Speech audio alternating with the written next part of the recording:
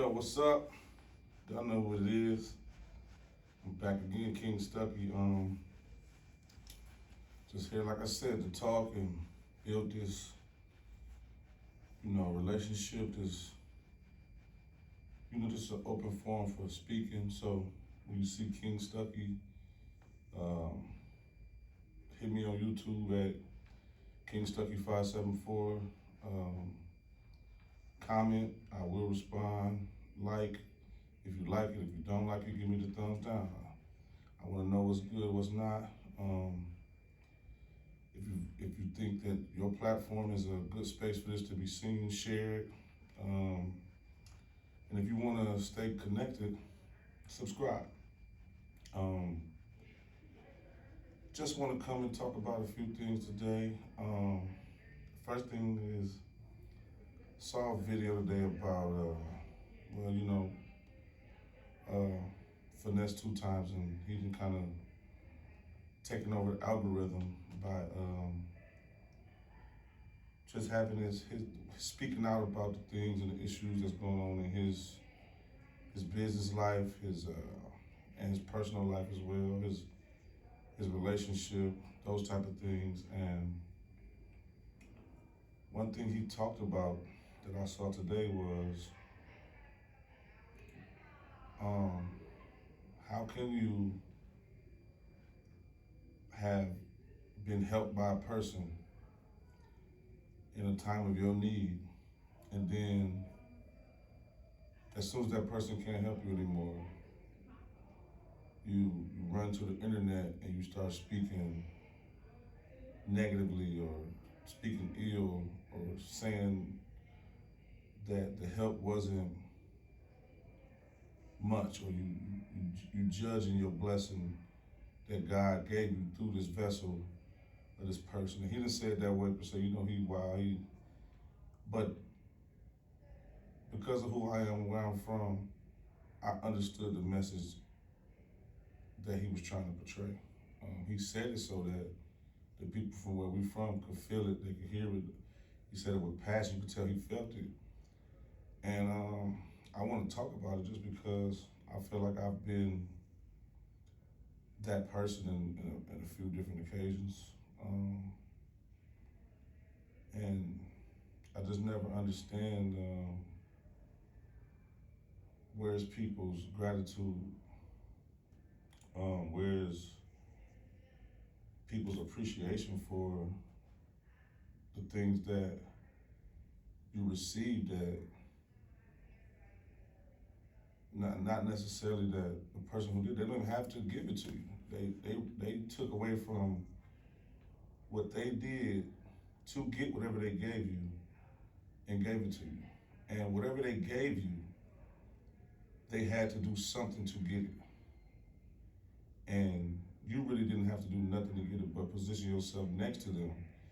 And you didn't even appreciate it, even so much you disrespected it by going to another place or platform and talking about it like it was nothing. I never understood that. I'm super, I guess because of everything I got, I had to get up and go get it. And so anytime somebody helped me or reached out to me or gave me a boost, it meant so much to me because I'm so used to, having to go get down, having to go get in the mud, get my hands and my feet dirty, and go get the things that I need, that I want, and that I want to provide for other people. I think that's another thing too. I think that the people that don't have to actually get up and go do something to get the things needed, they don't appreciate it because it didn't cost them nothing. And when we talk about cost, we talk about money a lot, but sweat equity is a cost. It's something that you spend time, which is more valuable than money, to do. Something that you spend energy to do. Something that you had to perform some type of action in order to get it. Um,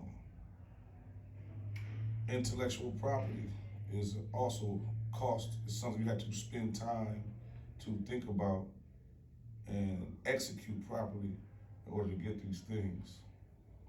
Um, I think that entitlement is a real word. Entitlement is a word that needs to be addressed in our community. Um, I think because we came from these places where we didn't have, we want to provide things for our children that we didn't have. We don't want them to go without the things that we couldn't get, but that we worked our way into a position to be able to afford. Now we want to make sure that they don't go through what we went through. They don't feel what we felt. They don't struggle how we struggled, because it made us feel away. It was an emotional pull on us.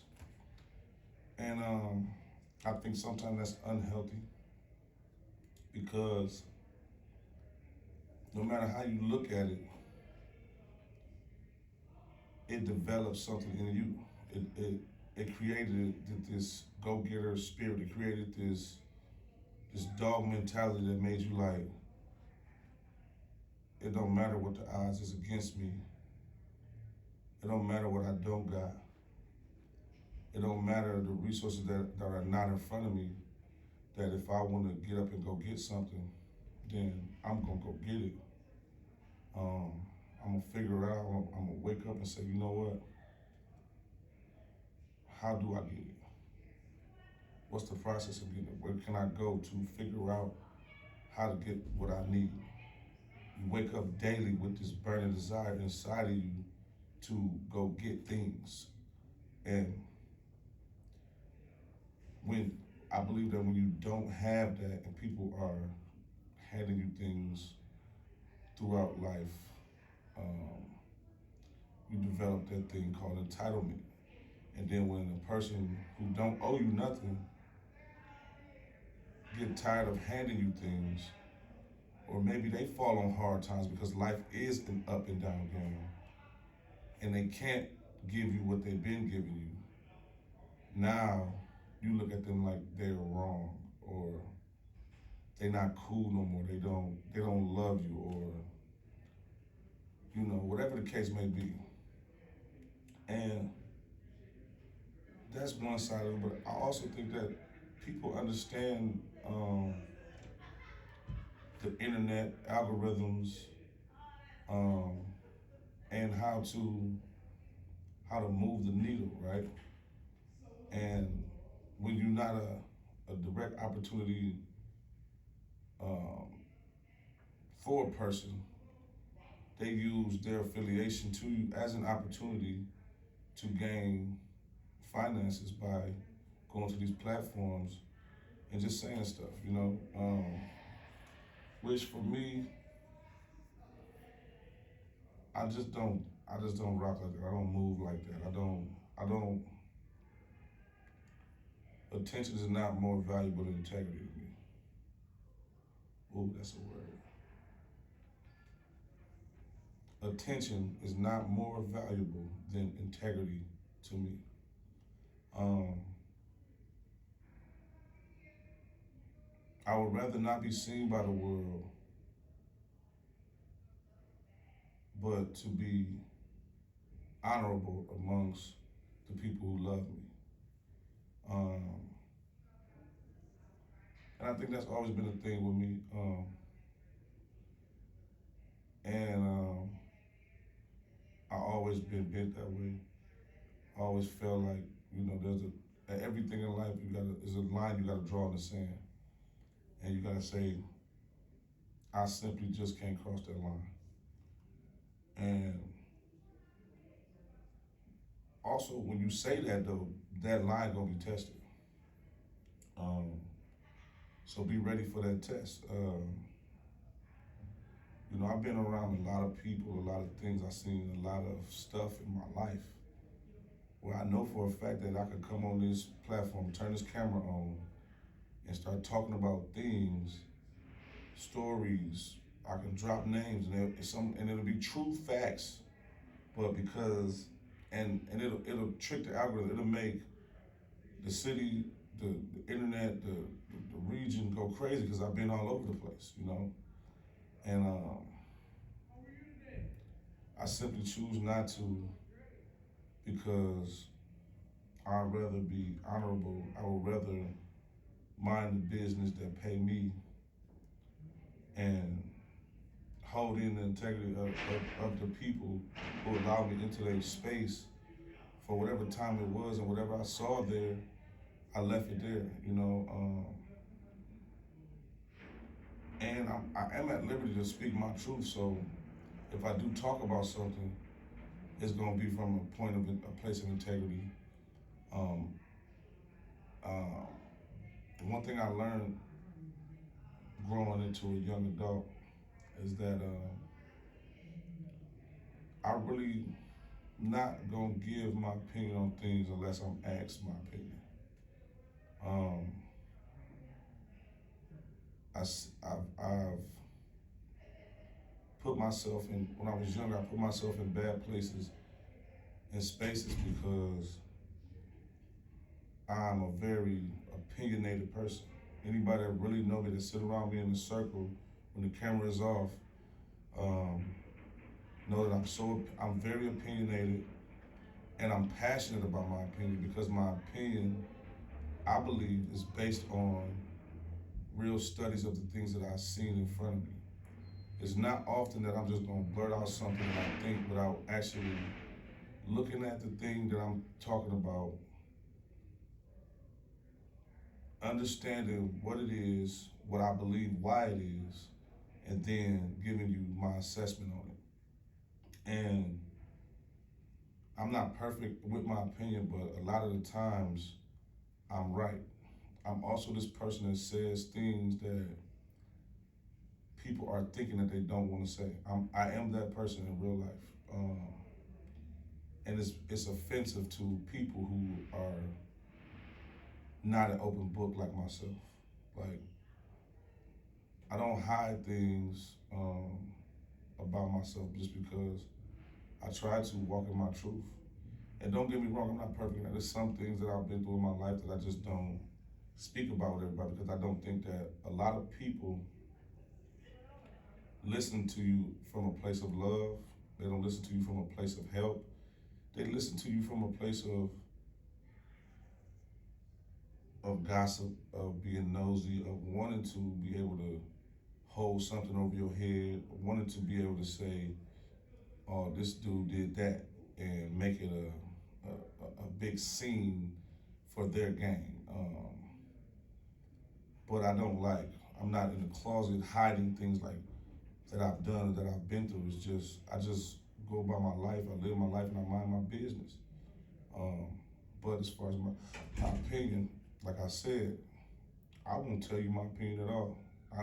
I learned that unless it's asked, it's not valued.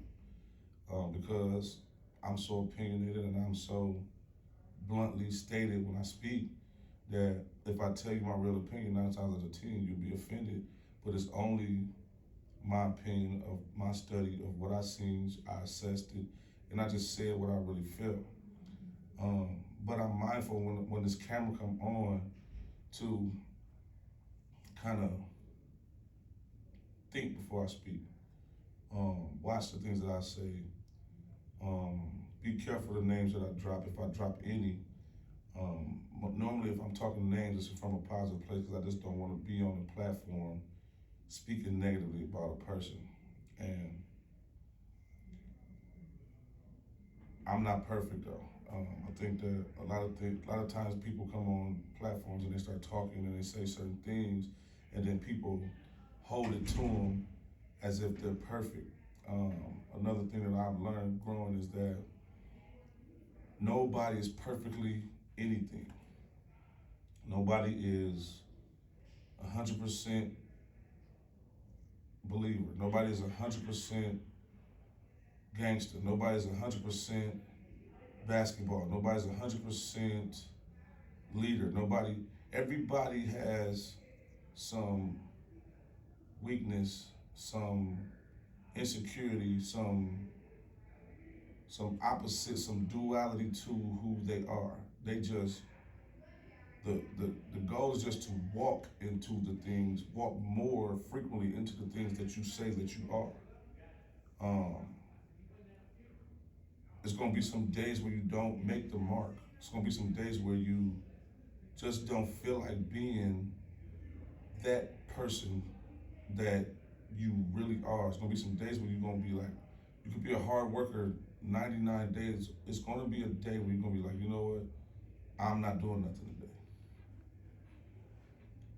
Um, so when people get on these platforms and start to speak ill, judge, talk crazy about the people that has, affected their life, you're just speaking from a place where they wasn't that person that day. Um, maybe they grew, maybe they changed, maybe they looked at their finances and said, man, this is not a good investment that I'm giving this person, and they're not really giving me nothing back that adds to my business. Maybe it was just time for them to elevate in life, and some things had to be trimmed, and you were one of the things. And in order to elevate, they had to separate. A lot of times, people take that the wrong way, and they take it personal. They feel away. They got so used to being able to wake up and say, I know I got this right here, I'm banking on this. But when you couldn't bank on it no more, now you want to use it as a tool to go at a person, to attack a person, to belittle a person, to um, to tear down their brand, to gain attention to yourself. Because most dudes don't monetize these pages. They don't know how to monetize these pages. They haven't took the proper steps. Um, a lot of times they're not even getting paid to be on these platforms. They just doing it because they feel away. They have been hit emotionally. Their emotional strings have been pulled on, and it's the reaction to that. Um, when a lot of times you could just communicate with that person and y'all can gain some understanding. And if you are a real person, if you have a logical mindset, you'd be like, okay, that makes sense. And for me, as a man, at some point you got to get up and go get some things on your own. I know when I was younger, I thought I was a player. And I used to mess with a plethora of different women. And I had women who used to, give me money and, do these type of things for me when I was young. And I got to a place in my life where I was like, I'm a man. Like, I don't need to be sitting around waiting on a woman's money, and then if she play a game because she's mad or something like that and don't give it to me, now I'm upset when I should have been getting up going to get my own money in the first place. I should have never been sitting around putting myself in this position um, to have needed this person to the point where they could piss me off to the level where I'm so mad at them. I'm looking at them like different because they didn't give me something that they went and worked for. But that was when I was younger, and as I grew, I became a man. Like, there's a certain person I know when I first came around them, we were super cool.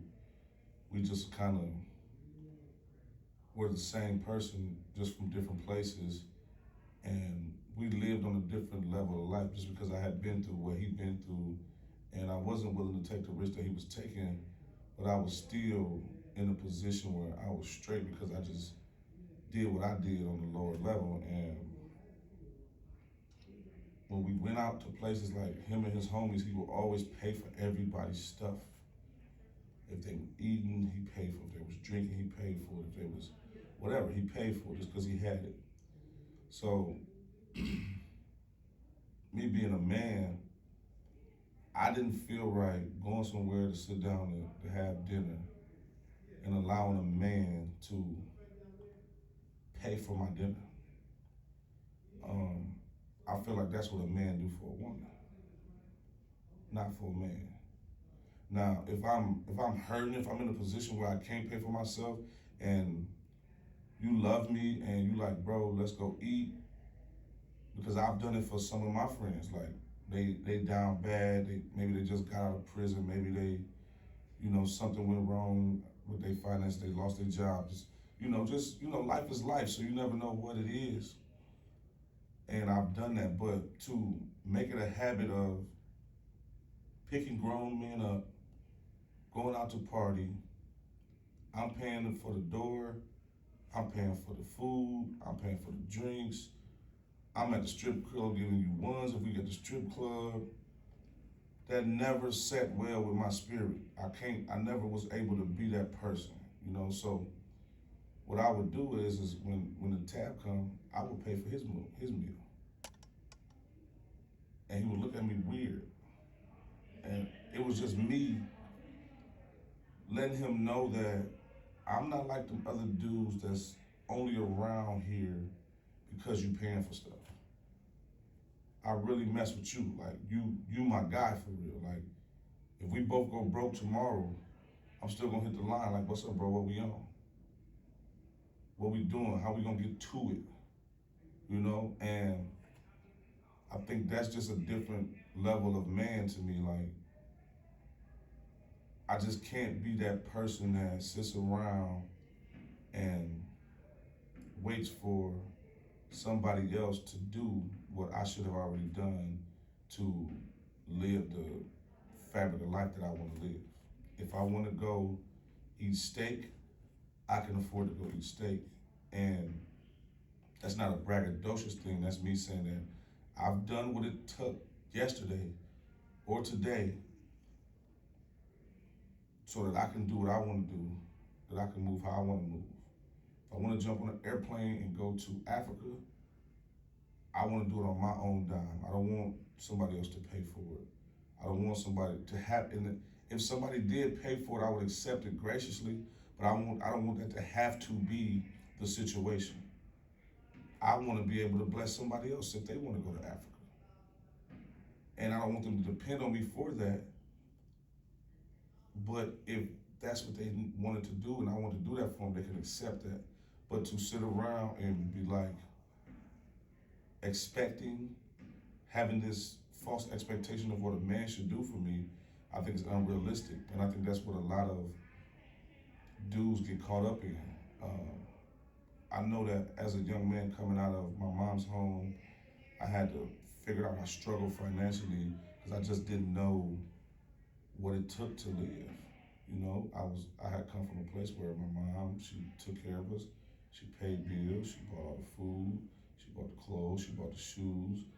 But then, I got up one day and I left the house walking. And I walked straight to the block. I walked to my hood. And, other than one time when my first baby mom was pregnant and it was a gasket in one of our homes, um, we we had to go stay with my mom for a few days until we got another crib. Other than that, once I left the house for good, I've never been back. And that's not a flex. That's by the grace of God. He showed me how to live on my granddaddy's porch. He showed me how to live from trap to trap. He showed me how to live to use my gift of attracting women to live. And then he showed me how to go get it on my own. And he allowed me to live in all of those spaces and places so that I could understand. And once I got my own, that I wouldn't look down upon or frown upon anybody in any situation that they're in. And to also be able to say, hey man, if you really want something, you can go get up and get it. I am a testament of get up and go get it.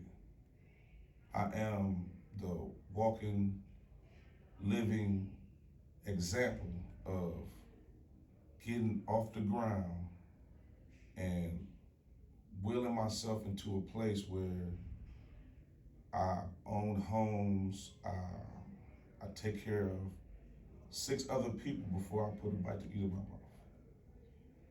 And then I use other resources to provide things for a community, the community that I'm from, the community that I used to live on the corner in, to help a whole neighborhoods of people. And I'm praying that God opens that up more where I can help the whole state, region, country. You know, I want to be this big blessing. I want to be the vessel of blessing through God to affect people who don't have. Um, and I don't want no reward for it. I don't want nobody to be like, hey, Mike, you did this and you did that. I'm not in for that. I just know what it feels like to not have. I know what it feels like to don't know where you're going when the street lights come on. I know what it feels like to eat a served sandwich as a grown man, not as a kid. Because my mom, as a kid, she provided. You know, um, that's why I feel like a man don't have an excuse to sit around and wait on another man. Because I watched my mother in a male-dominated world go stand up and fight. And I ain't talking about throw hands and hit people and be violent. No, get up daily. If it was a hustle, a job, you had to go to a classroom, you had to take tests, you had to, you had to go work at a house, you had to work at a factory, you had to go fill out the voucher for the food stamps, you had to, whatever she had to do to make sure that me and my brother had a roof and a meal, she did that. But she went overly and abundantly and put nice clothes on our backs, made sure that our house, our living environment was super dope all the time.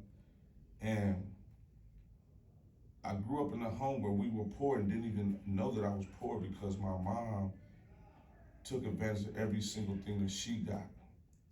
And this is a woman, and I never seen her get on nothing and talk bad about the people who helped her along the way.